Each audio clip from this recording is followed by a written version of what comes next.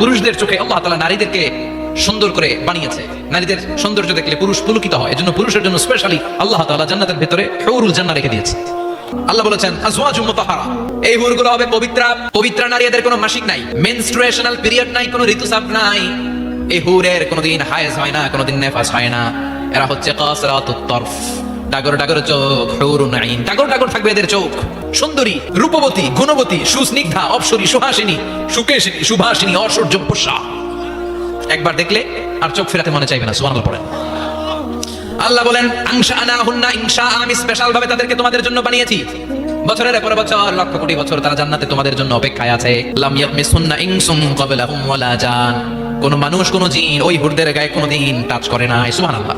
Intact হুর, কেউ তাদের গায়ে টাচ করে না। এত সৌন্দর্য তাদের দেহ বেয়ে পড়বে। তাদের দেহের দিকে তাকালে মাসলের ভেতরে, মাংসপেশির ভিতরে যে রগ আছে, রগের ভেতরে যে রক্ত চলাচল করে, এটাও বাইরে থেকে দেখা যাবে। হাড্ডির ভেতরে যে মগজ আছে, অস্থি আছে, এগুলো যে নাড়াচাড়া করে দূর থেকে নজর করলে সেটাও টের পাওয়া যাবে। চিল্লায় পড়েন আল্লাহু আকবার।